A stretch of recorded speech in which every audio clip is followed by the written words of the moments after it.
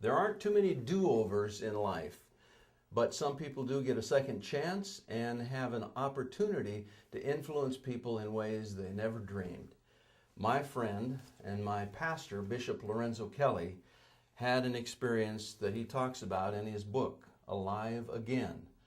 But he's here today to talk with us and to talk with you about that experience. I'm so glad you're with us today. Thank you. More ways than one, my friend. You know, it was in January 2006 that you got up in the morning and thought it was going to be just another day. It's amazing that it has affected me in so many ways because almost every Saturday I remember. Well, I think what's going to happen? You know? It'd be hard to forget. Yeah. You died several times, and in the process of that experience, you took a trip that most people don't get to take until they're gone permanently. I've heard that type of story before, and I believed it, but I never imagined it would happen to me. Will you share with us a little bit about what you saw, what you experienced? There were many different times. I died 6 times totally that I know of. That's recorded. At one time, I remember being taken to a place with just beautiful, beautiful white sand. Beautiful. And I was laying in the sand waiting for my wife to come get me. And I don't know why I thought that was Nebraska.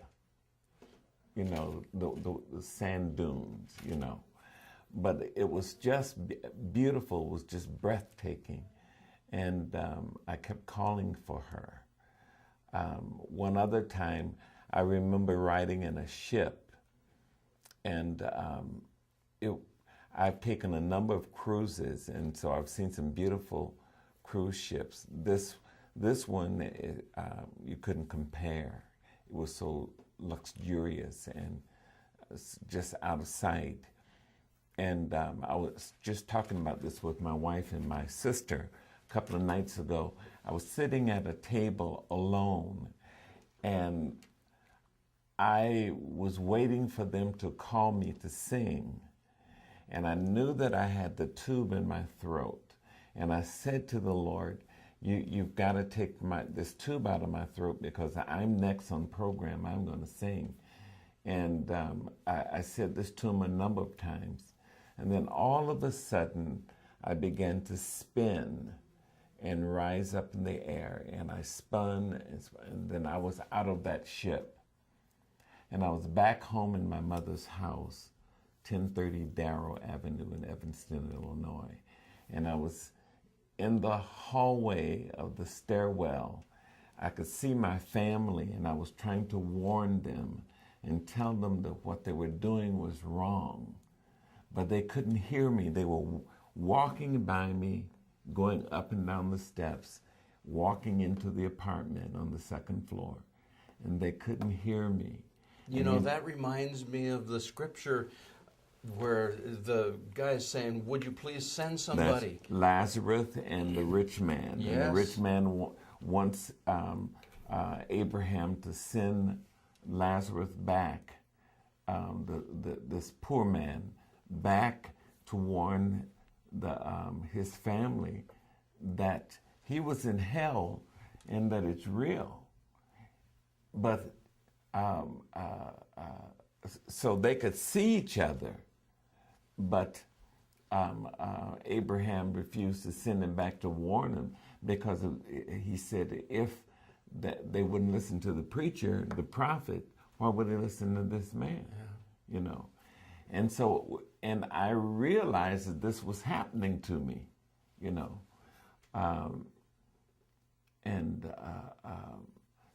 I ended up back in the hospital room, but I will never forget that. Tell us a little bit about your experience when I've heard you tell some of this story, about your experience walking in heaven. One other time, I remember going through like a tunnel. When I came out of the tunnel, on my left were flames of fire shooting up into the sky. And I heard people screaming, and they were calling the name Jesus. And I admit that I'm nosy, so I was trying to look over into the flames to see who these people were. But yet stay far enough away from this fire, because I'm a firm believer if it's too hot to drink or eat or to bathe in, that's too hot. And nobody talked to me, but I had a realization that these were not just what we call ranked sinners. These were also church people. These were bishops and evangelists and pastors and people that have gone to church but refuse to hear the voice of God, that are doing things their own way. And as I was trying to look, I looked to my right, and there was a man standing off at a distance, and he waved to me to come follow him. So I stopped trying to see these people, and I followed this man.